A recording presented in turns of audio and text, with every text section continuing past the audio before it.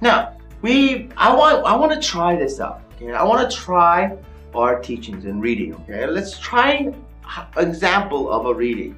Okay, well, let's break it down together. Okay, because I think you guys, I want you guys to get a pencil and paper ready, just like a test, like you were doing a test, because we're gonna work this together, right? But the fact is, we're gonna work it so that we're gonna try together. Okay, remember how to outline method I taught you before. Okay, remember the preview method I taught you before, right? Glancing, skimming, scanning. Okay, now let's take a look. Okay, I don't know. I can see you through this this monitor of yours, right? I can see. Wow, you're like, oh, there you go. I hate those things, right? Well, you can't really read this right now, but how many paragraphs do you think there are right now? 1, 2, 3, 4, 5, 6, 7. 7 paragraphs long, right? And your title, okay? Okay, let's not fear this. Don't get scared of reading, okay? If you know how to do it, then it's gonna be a lot easier. It's gonna be a lot simpler, okay? Now, if you look at this and go, oh my God, I have no idea. If you get scared, right? You lost 50% of your grade right away, okay? Let's take a look at the title, Cloud Formation, okay? Now, if you're looking at the title, right? Can we predict what this is talking about? What do you think this is talking about? Yes, cloud formation, okay? Formation means making of clouds, right? So cloud, what is cloud? Cloud is cloud, right? Everybody knows what cloud is, right? So let's predict what they're gonna talk about. Yeah. Are they gonna talk about how it's made? Perhaps. Where it's made? Well, we kind of know that, right? Okay. When it's made? Maybe, right? So we're gonna predict, okay? Do you think they're gonna talk about the weather? Maybe. Do you think they're gonna talk about the making of cloud? Most likely, don't you, right? Well, let's find out. Find out why the author may have written this. And the only way you can find out is to read the introduction paragraphs right away. Okay, let's take a look at the introduction paragraph. Here we go. Intro paragraph. Okay, everyone read it. Let's read together. Water vapor is an invisible gas, but its concentration and deposition products, water droplets and ice crystals, are visible to us as clouds. A cloud is a tiny water droplet of ice crystals suspended in the atmosphere above the Earth's surface. The visible indications of concentration and deposition of water vapors within the atmosphere. You're like, yeah. Well, don't have to go, yeah. Okay, the reason why is because, let's see, take a look at the paragraph. Don't even have to read it, okay? What is repeated in the paragraph? What word is repeated? Let's take a look. Let's see. I see several things, right? And what do you think it is? Cloud. Yes, that's what it is. Okay? So now, you're gonna ask yourself, what is a cloud? Now look for the definition. Okay, did you find it? Well, I did, right? Now, the way you can find a definition in most reading is looking at is or are. Okay, let's take a look. Okay, so where did you find it? So is, I see, invisible glass, right? It says a cloud is an aggregate of tiny water droplets suspended in atmosphere. Okay, so find the that's the actual definition, isn't it? Okay, I want you to write that down. So cloud, write the definition really quickly. Okay. Now, that's all we have to take up in the introduction paragraph. Now, that introduces the entire passage's main idea.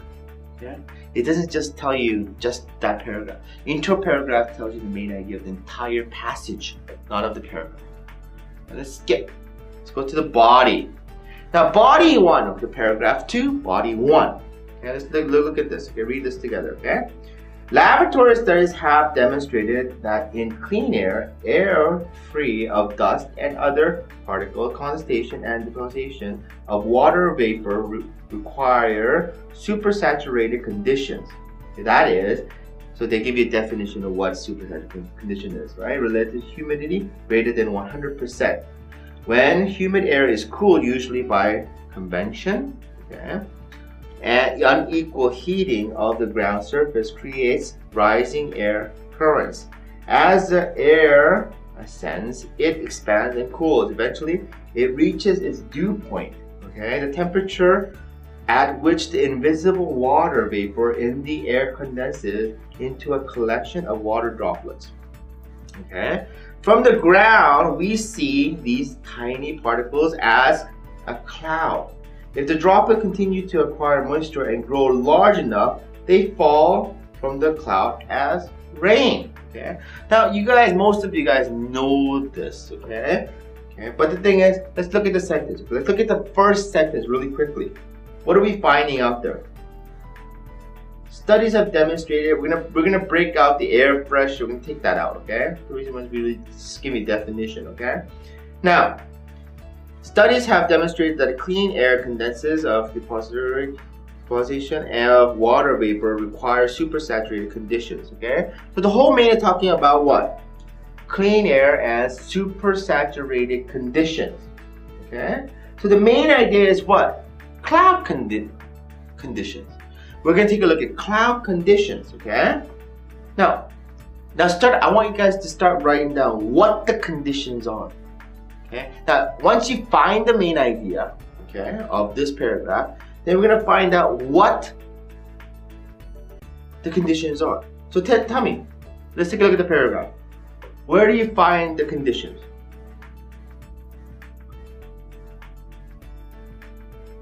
Give me a few minutes, okay?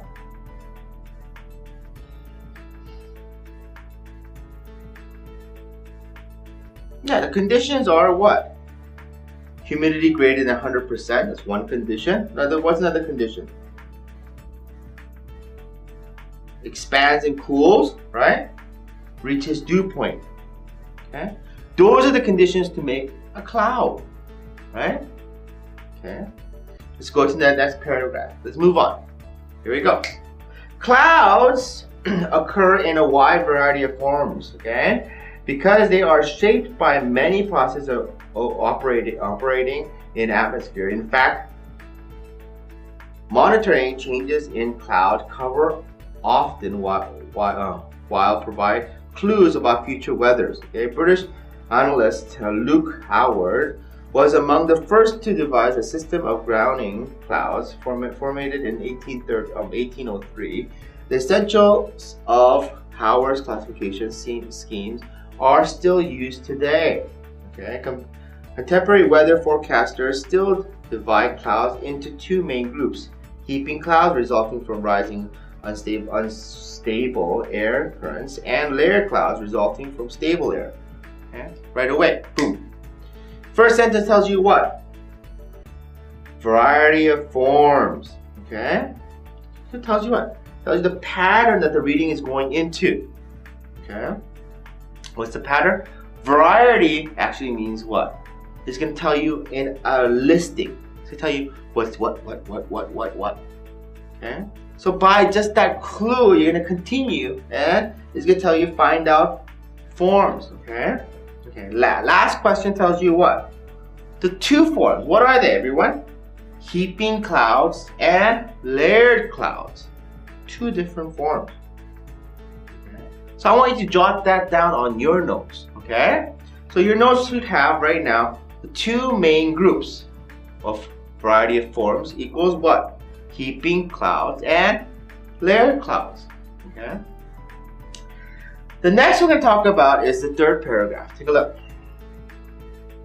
There we go.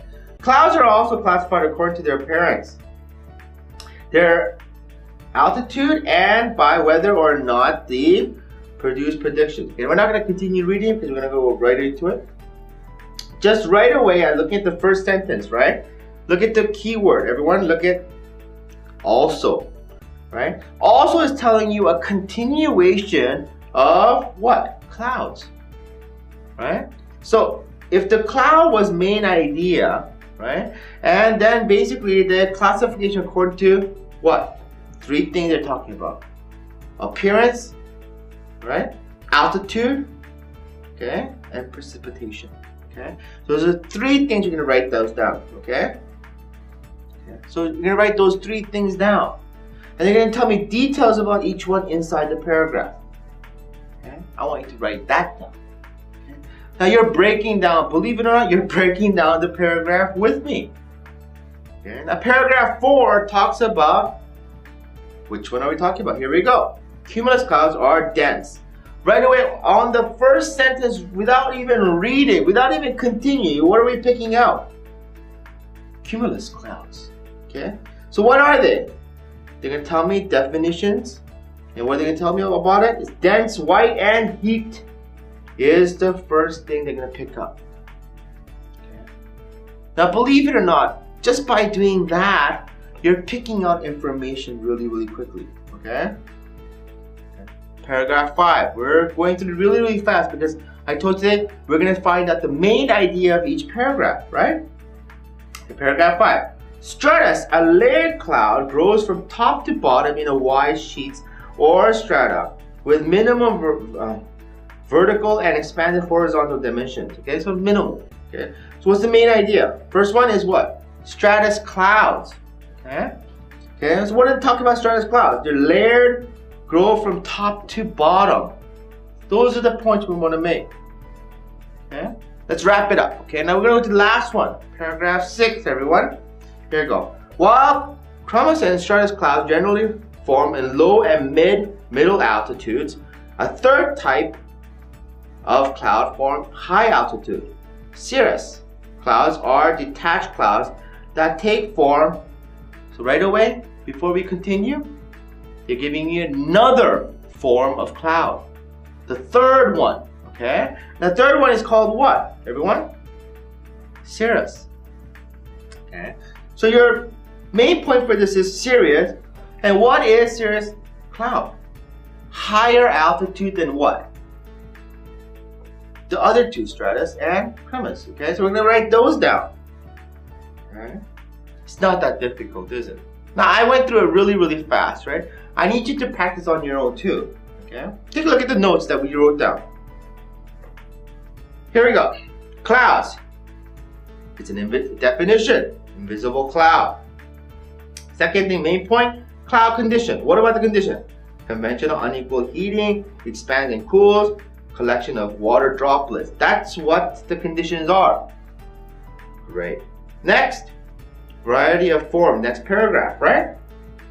2 main groups. What are they? Heaping clouds and layered clouds. Okay. Then the next paragraph was an addition to the previous paragraph. Appearance, altitude, and precipitation. Okay? So I didn't really put another paragraph in there, and the reason why is because that actually it continued the main idea of variety of forms. Okay? The next 3 paragraphs talked about something. The first one was cumulus. Okay, clouds are dense, white, and heaping.